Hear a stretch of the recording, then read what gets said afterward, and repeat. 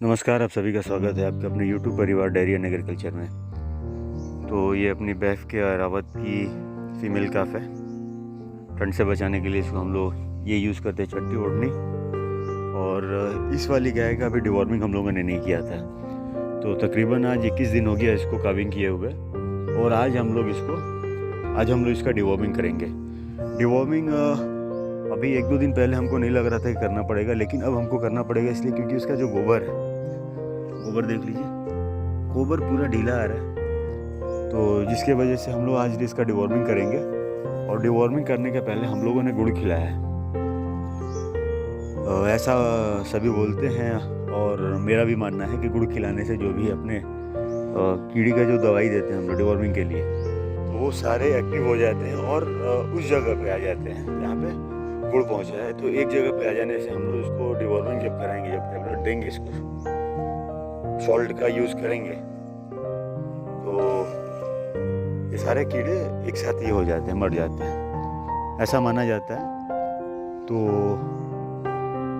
अब करीबन 10:30 बजे के करीब में हम लोगों ने गुड़ खिलाया था। और हाफ एन आवर हम लोग वेट करेंगे। हाफ एन आवर वेट करने के बाद हम लोग इस चपाती में हम लोग इसको देंगे। चपाती ये नॉर्मली ले लेती है और इसका हैबिट बना हुआ है डेली का। डेली अपने हम वो इसको खाना बनाते हैं तो उस समय दे देते हैं, एक रोटी पर डे इसको देते हैं, तो इसका हैबिट बना हुआ ले लेगी आराम से। और अगर आपका नहीं ले रही होगी तो लिक्विड यूज़ कर सकते हैं। और लिक्विड नहीं यूज़ कर पा रहे किसी कारण से तो बोलस यूज़ करते हैं, तो बोलस को गुड़ में दीजिएगा। गुड़ आसानी से कोई भी गाय खा लेती है। तो हम लोग यूज़ कर रहे कौन सा सॉल्ट मैं दिखा दूँ आपको।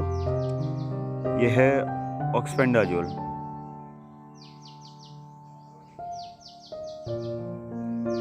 ये थोड़ा इसमें क्लियर नहीं हो पा रहा है क्योंकि ये वो प्रिंट में भी थोड़ा इशू आया है इसका, और थोड़ा कैमरा भी हिल रहा है, लेकिन बेसिकली इसका प्रिंट में इशू आया है, उसकी वजह से नहीं हो रहा है। यहाँ भी हमको भी उतना क्लियर नहीं दिखाई दे रहा है। तो मैं बताता चलूँ कि हम लोग यूज़ करें ऑक्सपेंडाजोल। और ये हम लोगों को सुधा के थ्रू मिला था। 57 रुपीज़ इसका प्राइस है, लेकिन सुधा में दूध देने की वजह से ही हम लोग को इसका चार्ज नहीं लगता है, ये फ्री ऑफ कॉस्ट है। और करीबन 11 बजे का या 11:10 में हम लोग इसको डिवॉर्मिंग कराएंगे।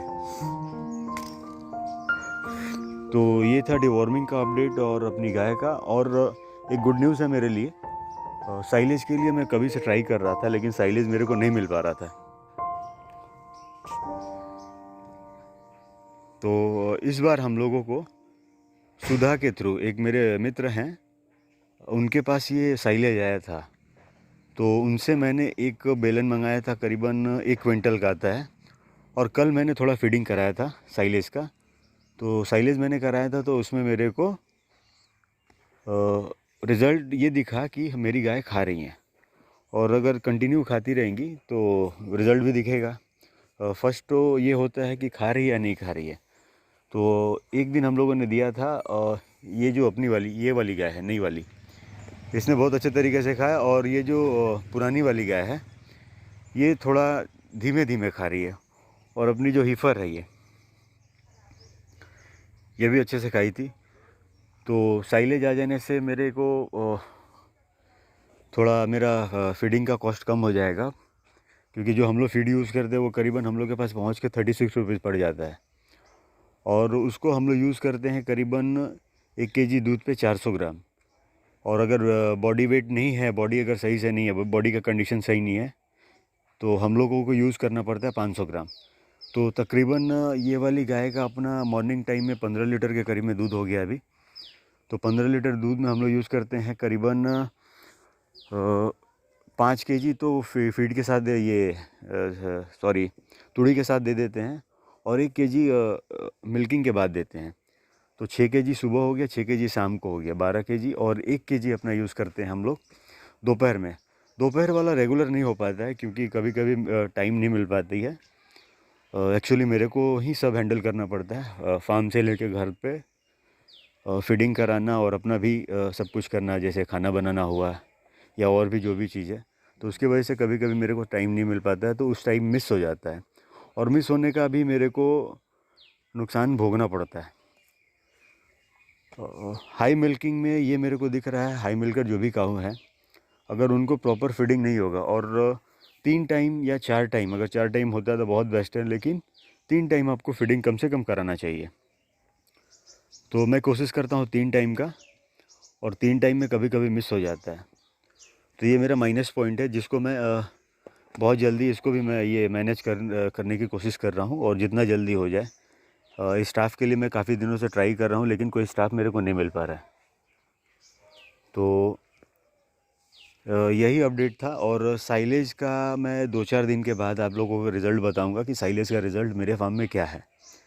ऐसा सब बोलते हैं कि फैट एसएनएफ बढ़ जाता है, सारे डेयरी फार्मर, लेकिन मेरा पर्सनल अभी तक एक्सपीरियंस नहीं है।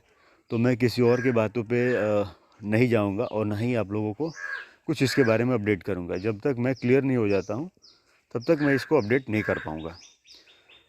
तब तक के लिए धन्यवाद।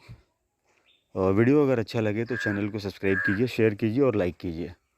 और अब कमेंट के माध्यम से मेरे को मोटिवेट कर सकते हैं, ताकि मैं इसी तरफ का वीडियो आप लोगों के साथ शेयर करता रहूं।